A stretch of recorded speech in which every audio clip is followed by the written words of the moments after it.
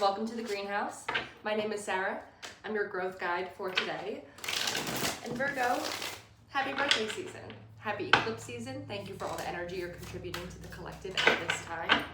Let's take a look at what you're working on. Today I'm using the Flower Child Tarot by Kira Cyan, if you're interested. She's a cutie. All right, let's take a look at Virgo's energy. Thank you, Spirit, Angels, Guides, and Ancestors for overseeing this reading for the sign of Virgo, Sun, Moon, and Rising. What are they currently working on? What do they need some guidance around? What's the advice? What do you need them to know? Show me Virgo's overall energy, please.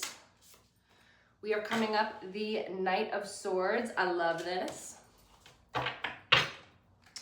Ooh, and the King of Swords on the bottom. So some kind of thought process is either growing or breaking. Ace of Pentacles, perhaps around work, career, finances, opportunities. Maybe you're getting ready to really go after something here, Virgo. Eight of Cups, and it might require you to walk away from something. 111 on the clock. If this is work, I feel like this might be a decision that originally was made out of anger, like you hated the first place, so you're like, fuck it, I'm out of here, and then you're going to this next place, but it's very quickly shifting to like excitement or clarity that no, this is the right move. And even if it did like need a little bit of like what the hell kind of vibe to get you on this trajectory, I feel like it's not an angry trajectory, if that makes sense. We have the Three of Pentacles, the Page of Wands, and the Ten of Wands. Yeah, there was some kind of like collaborative environment where other people weren't pulling their weight. The Three of Pentacles is all about collaboration and working together and people actually doing that. But when we have the Page of Wands and the Ten of Wands, it's like someone needs to release a burden here. I'm feeling like you were in some kind of group project. This is funny. I was actually just talking about this analogy with a friend of mine yesterday. But it's like you're in a group project and you're just so tired of being the only one with any like motivation or vision or creativity, whatever it is in this situation that you're in. So you're like, I have to release this burden because I don't want to collaborate in this situation anymore. So you'll know where you are in your timeline, whether you've already released this, whether you're working on releasing this, whether you're still deciding if you want to release this. I think Spirit's pretty clear on like good things will come after releasing this, but let's go. Wheel of Fortune on the bottom of the deck. Yeah. You can trust that good things will be on the other side of releasing this because you'll just feel better. And it's common for earth signs to like put their head down and do the work, right?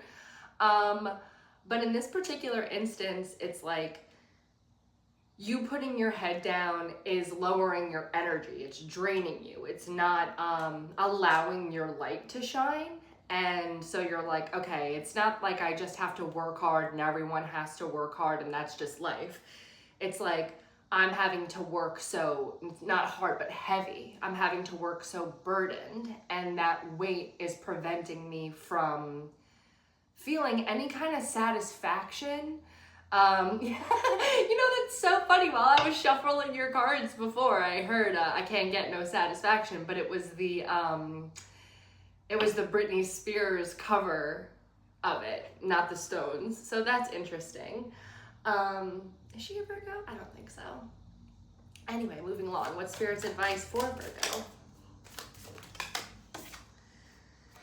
Two of Swords, don't stay in indecision too long. And then the Four of Cups, yeah, because that can lead to like apathy and like just feeling so drained from that mental battle of do I go left, do I go right, is there a center, what are all my options, that like then we're so emotionally depleted that we can't even make a clear decision because you need your head and your heart at the same table, you know, like making a decision together. And I feel like this is your head kind of exhausting your heart.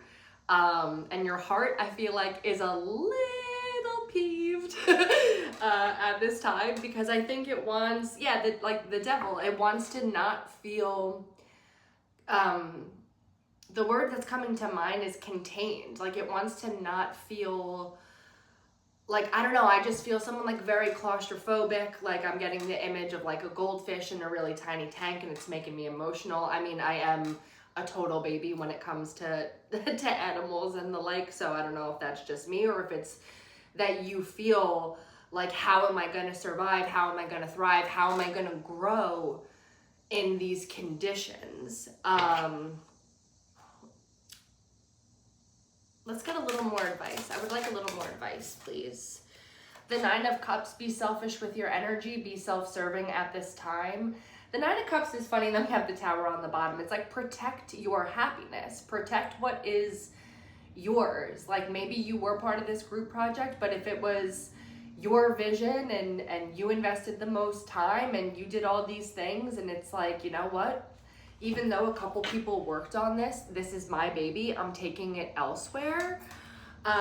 Or just like, whether it's that and it's you in a protective state of the things that you find emotionally rewarding, or it's you like, I am determined to find these things. I kind of feel like it might be more that with the Nine of Cups, like you're determined to find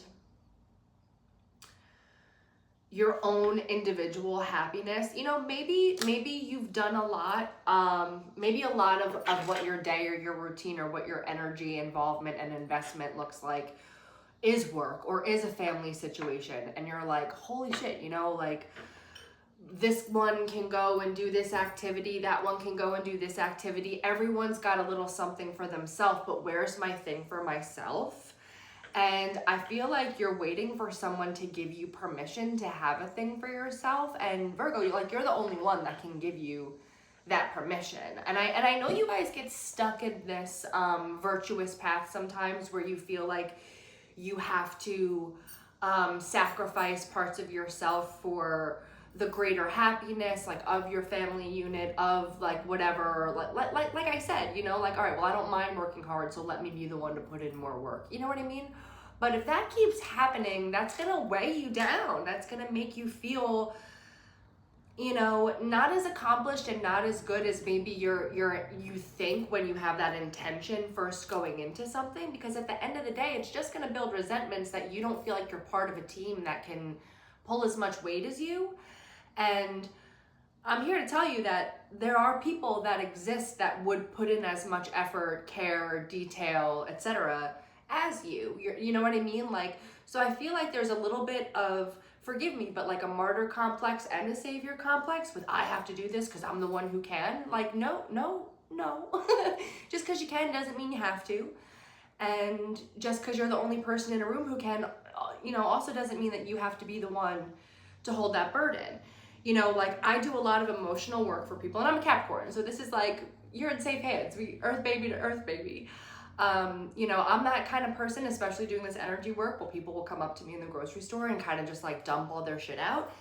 And of course I'm thinking of like, oh, well, that's this flawed thought pattern, that's this, you know, blockage, that's this, you know, false belief system. And of course I could like identify all of those things for that person if I wanted to, but it's like, it's not my job out in the world. It's my job, you know, when there's a transaction, you know. But just because I have the answers or have an insight on something doesn't mean I have to then like, all right, well, now I'm gonna give this lady, you know, at ShopRite a free reading because she won't stop talking to me. Like, no, that's not,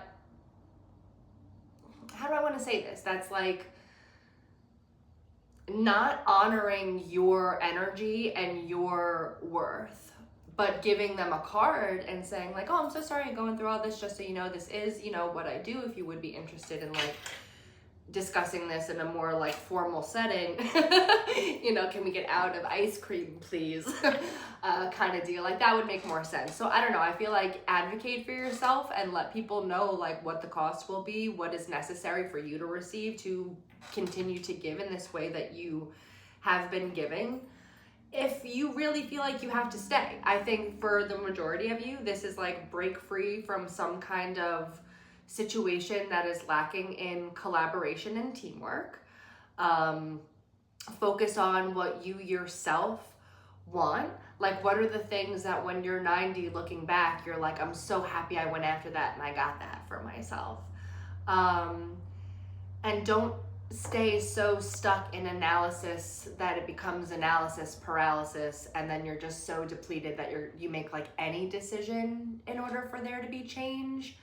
Because you're a good decision maker. You're a good decision maker when you let your feelings have a seat at the table. So please consider that. Let's go ahead and get a look at the likely outcome for Virgo. What's the likely outcome? Queen of Swords. You get very clear. You get very clear. You get very controlled in your speaking. The World. It's like an end to saying what you think people need to hear in order to be received accurately, properly, politely, whatever that is. It's like, you know what? If me communicating authentically makes some people feel some type of way, then those are just people I'm not in alignment with. It's not like I'm a bad person and they're a good person and I'm fucking up and I need to meet that. Like, no, that's where I'm trying to express to you that this analysis paralysis is like really kind of over 11 is really kind of over the top at this point. And like, listen, of course, some of us are blunt, you know what I mean? Like my entire chart is Capricorn and I have an Aries moon and a Sagittarius Venus. So like I can be very blunt when I'm frustrated. So I just have to make sure I don't let myself get frustrated. And if something is frustrating me, then I'm like, all right, I'm going to choose silence and I'm going to sit on this and I'm going to just let this other person or this situation like sit in the drama they're creating for themselves, because I'm not going to get out of character and get all heated and in my ego because other people are. Like, no, you know what I mean? Not my circus, not my monkeys. You taking what I'm saying as an insult is a you problem. You know what I mean? Unless you're flat out calling someone like a dumb bitch, Virgo, which I don't think you are. If you are that kind of person, I don't think this is your reading.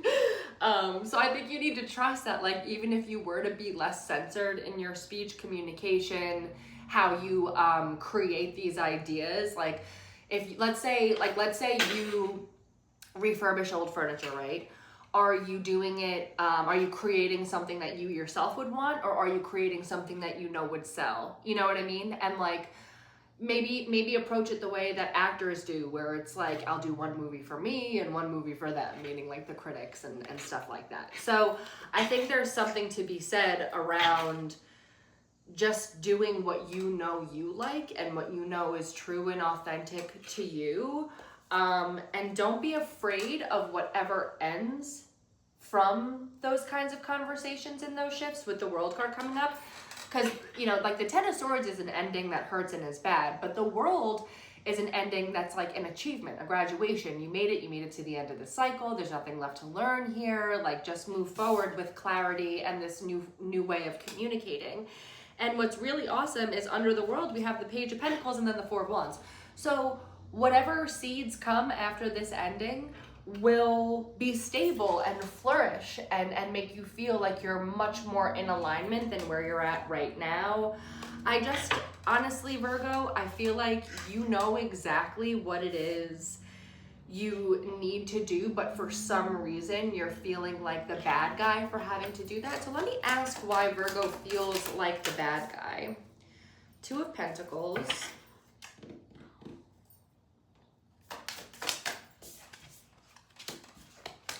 Judgment and the Three of Wands. Like, this might delay some things. This might create like a, well, what the fuck am I supposed to do now for other people? But then the Empress is on the bottom and it's like, that's for them to figure out for themselves. I think you think you're abandoning people by just not participating in something that you know is not serving you. So if that's what's blocking your growth right now, please journal about that. Or if you're in therapy, discuss that with your trusted buddy there.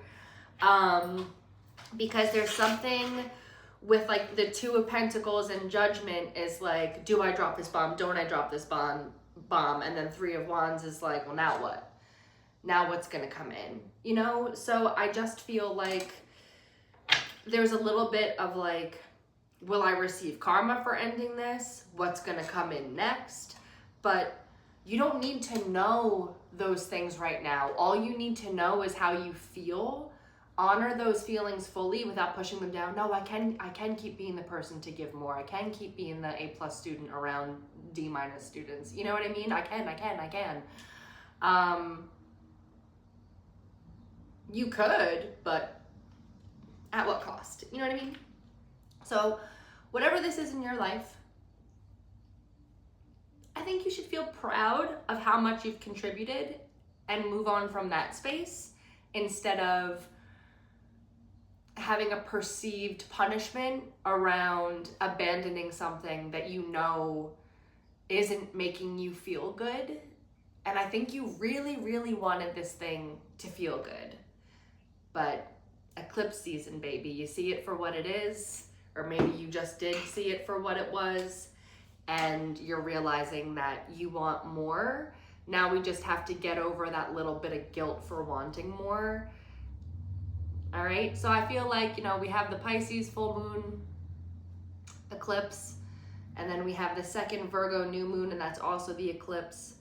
So I feel like by the Aries full moon, you'll feel a little bit better. You'll feel a little bit more into this groove with yourself. But I think it's important for you to maybe journal on the parts of you that feel responsible for saving other people, and flip that and just like save yourself, you know, thrive, show the world what happens when you choose you. Because people don't learn from people doing favors for them or enabling them either. They learn from watching other people set an example and being like, I want a piece of that, and trying to cultivate that within themselves for themselves. So lead by example is what I want to say. And especially if you have children, right? Like, would you want your children to be burdened and pour labor into things that other people don't match? You know, there's no gold star for the person who sacrifices the most. Okay? I'm going to leave it there, Virgo. I love you. Thank you for being here. Happy birthday season, and I'll see you again soon. Bye-bye.